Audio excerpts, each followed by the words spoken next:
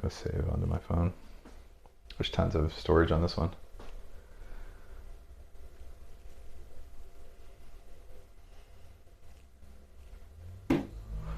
What's up, Kush? Hey, Eli, what's going on? Welcome, everyone. We're live for our first episode of 2023.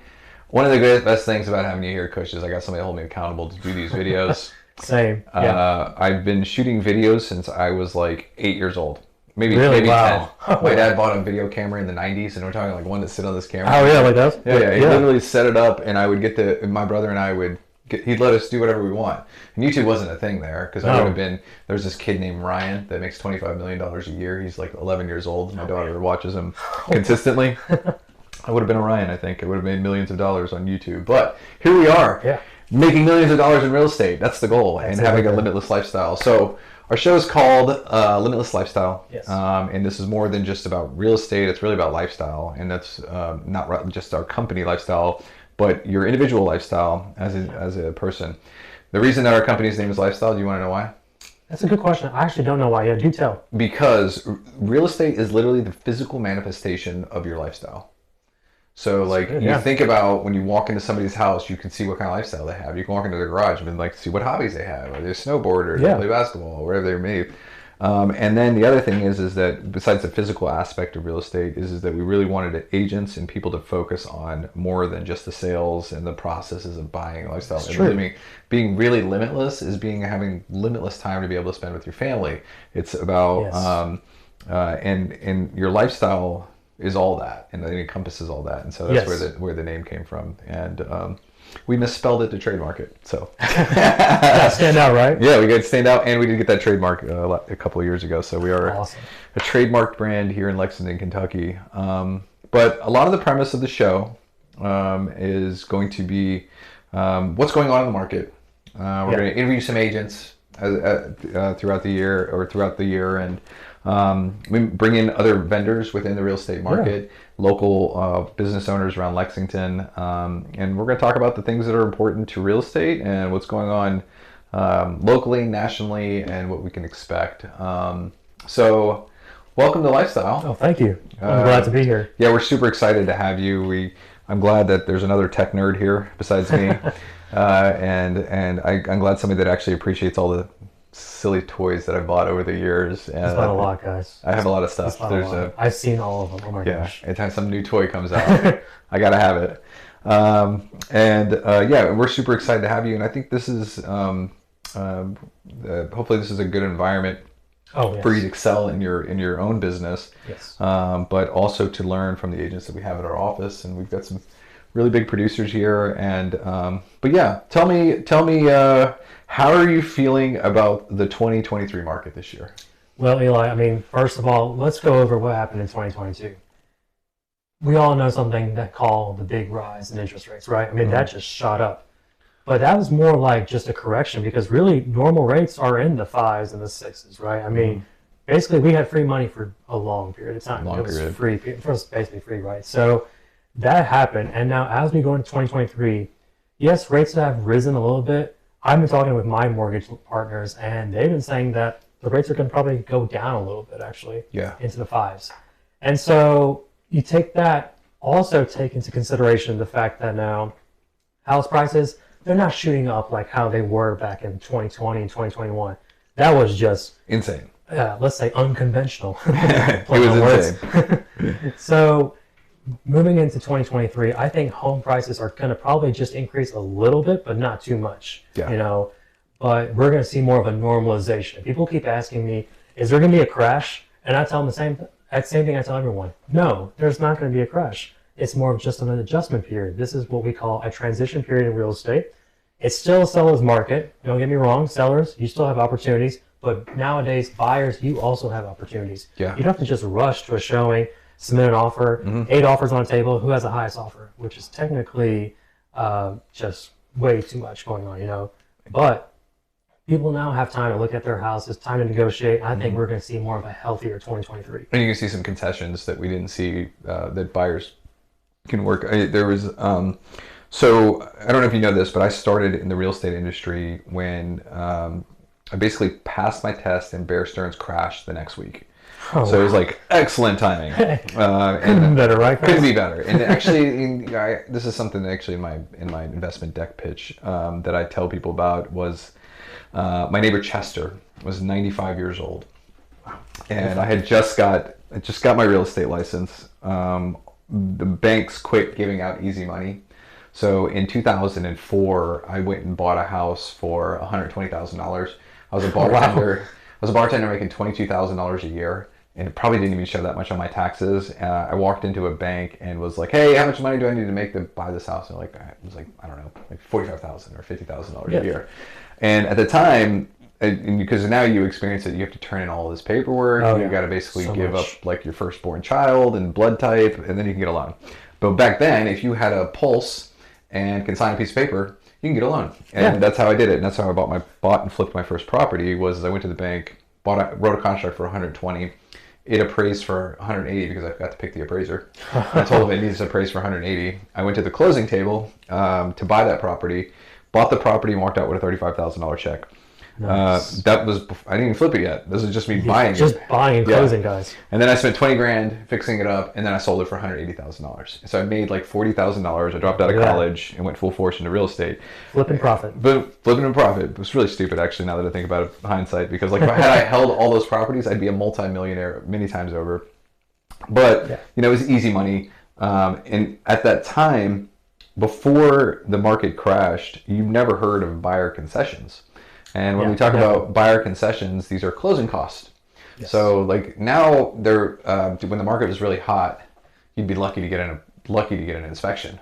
So now what we could see in 2023, we can see buyers coming in and working out some closing costs, getting that inspection in, which I always highly suggest, even if you're buying a property and can't request any repairs, to do the inspection and know what you're getting into, because buying a home is still, there is some risk into it. Yes, absolutely. And when you were talking about free money, how money was free, so the math on that for you finance nerds out there is that inflation has been going up consistently for 4% for years and years, 4 to 5%.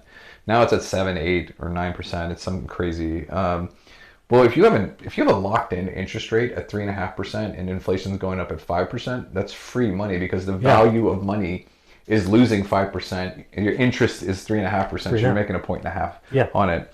So somebody that had locked in a 2.5% loan in like that little 4 weeks of 2021, I think, is when interest drops like that. Yeah, you're basically making 4% on your money right now. Definitely, definitely.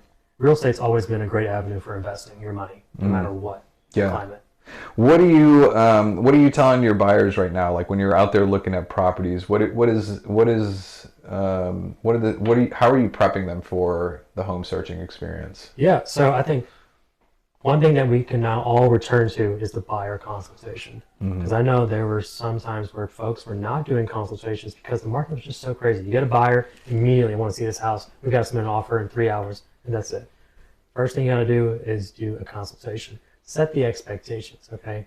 You may not get everything what you want, or you may get what you want. You know, I've had a client where we closed, we didn't close, but we got the house on contract 8 days after he got his pre-qual. Wow. And like, that was during a hot market in 2021. Yeah. So like, anything can happen, but set the expectations.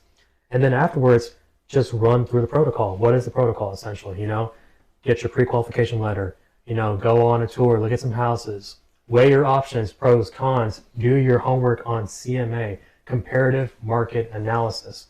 It's important that you're not going to be paying too much for something that should be worth probably a little less. Yeah, totally. You know?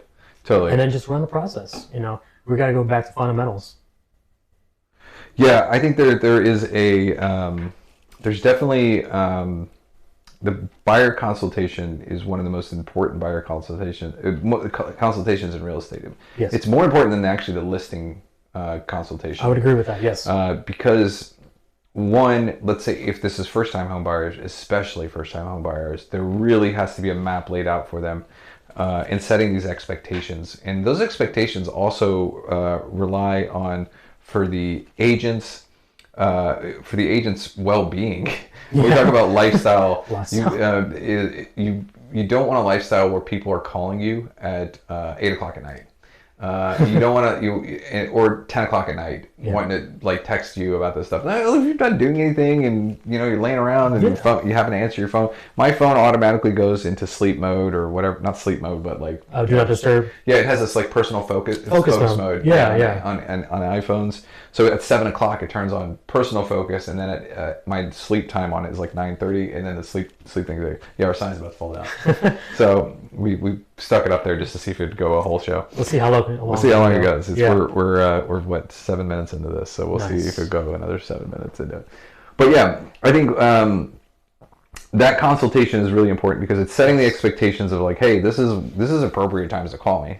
One thing, but it's also setting like, hey, you're a buyer in this price range in this area. Guess what? Look at all the listings that we currently have now. Yes. And you don't have to even look at the houses. Just show them the current listings that are there. And then you can also show them the data of like days on the market. So if there's like 3 days on the market, 4 days on the market, how quickly these showings have to occur, because that may be different in Jessamine County than in Fayette County or very hot or around a really good school district. Exactly. Yeah. And folks, realtors, we have all the data, like literally all the numbers. For all you like number crunching geeks out there like me, it is heaven for us how much data we have to work with. That way we can best cater to you. I think that's the best thing out there. Yeah, totally.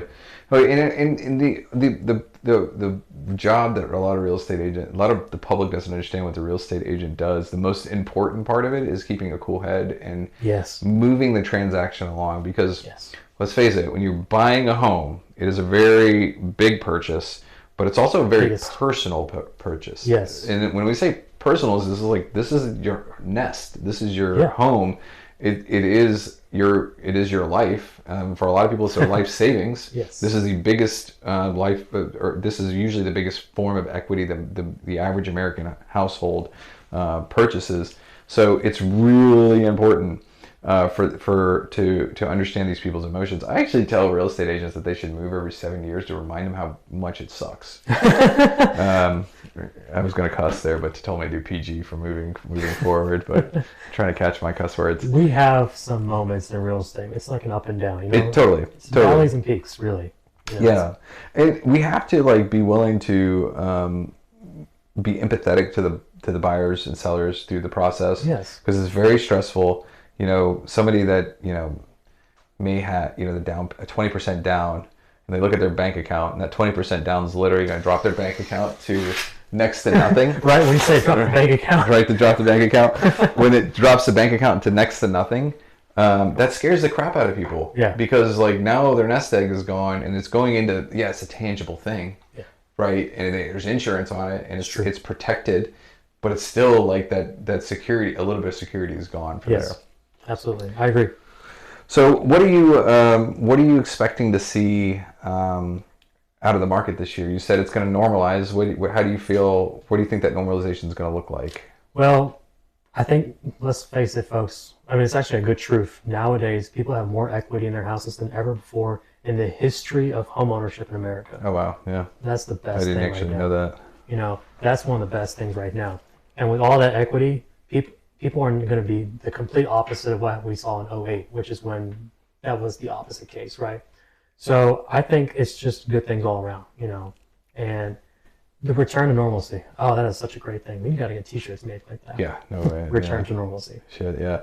And for me, I think that just looking at the data and what I can see through the market so far, when we talk about normalcy, we're talking about like 2018, 2019. Yes. Pre-COVID. Pre-COVID. And COVID was insane because we had this like, besides the issue of the actual virus and the policies or whatever that may have occurred during that time, what was significant about it was the crazy increase in pricing. Yes. So I recently read some articles, and this doesn't happen in Lexington because while we did have major price increases, there was an adjustment of a couple of things. One was there was a lack of inventory. This lack of inventory started in 2008 because from 2008 to 2018, for example, Lexington, and I could be wrong on these numbers, but Lexington needed 550 houses a year to keep up with population growth. And we were building like 150 houses a year. Wow. So you think 3,500 houses that didn't get built. And we're talking about 3,500 houses that didn't get built in the starter home price range. Yes. So where when I was selling an active real estate, the average sale price in Lexington was $180,000. Wow. So what is it now? We are in high 300s probably. Yeah, I think it's like between 320 and 380. Yeah. So, and granted, my average sale price was like 340 anyway. So I would have loved to have been in the market when it skyrocketed like it did. But oh, man.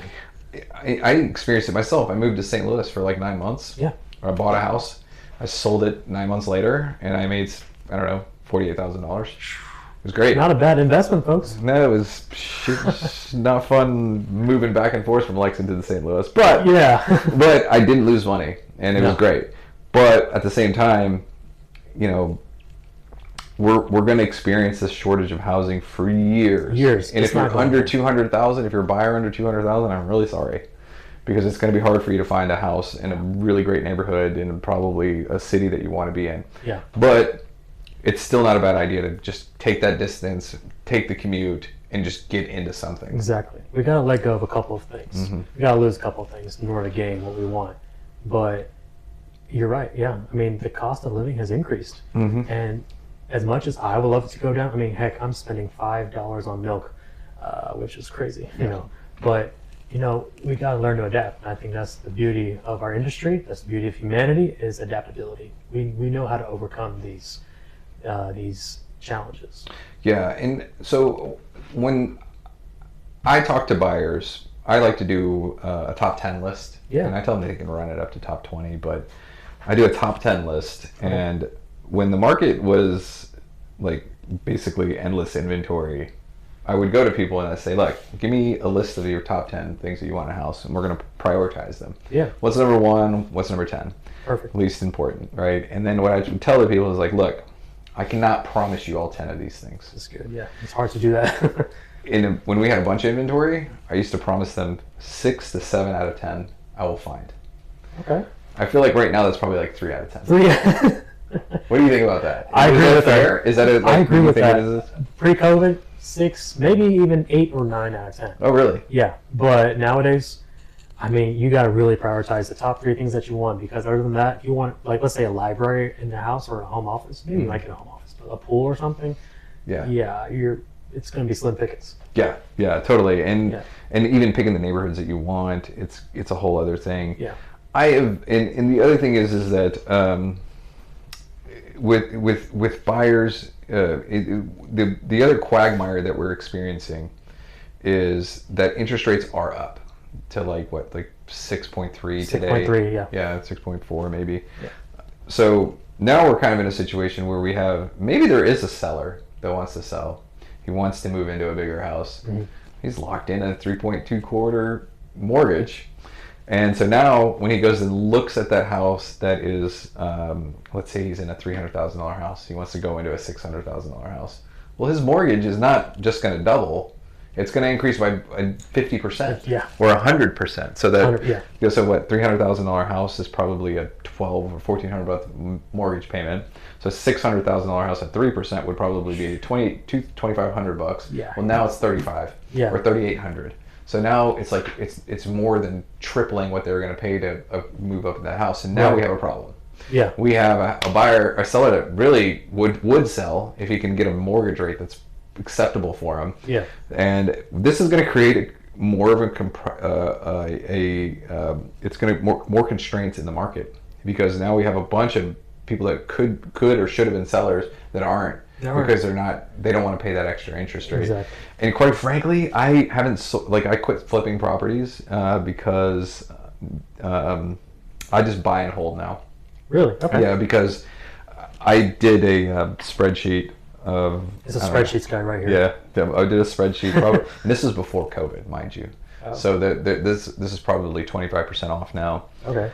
But I took all the properties that I bought, and this was with investors and myself or whatever, and I put them in a spreadsheet, and I was like, okay, we spent $2.6 million in buying these properties. If we just boarded up the houses and didn't do anything to them, and this is 2019, we would have done, made about $2.5 million. We would have doubled our money. Wow. If we didn't flip or do anything with them. Right. Just so. And after I did that spreadsheet, I quit. So I still buy houses. I still fix them up, but I don't sell them anymore. I keep them. Buy and hold. Buy and hold, because I lost out on a lot of income that would have been there from just the rentals. A lot of value and wealth that would have been built there. And that's the whole thing about buying real estate is about wealth building. It is the number one asset that gets transferred to your family. Yes. That is true generational wealth. It is true generational wealth. Yeah. Absolutely. I mean, even for a long term, you have to have some patience. I mean, you have the patience, then just continue on with it. Let it run its course. You don't rush baking a pie. Yeah, totally. If you want a good piece of pie, you better take your time making it. Yeah, and so 2023 should be a really fun market for real estate agents, because it shouldn't be as stressful as the last couple of years. Yes. But where a lot of agents you're going to experience for the real estate agents out there is there are going to be less sales, and the cost of doing business is not going to go down unless you join a company like mine, where I do reduce the cost of your business.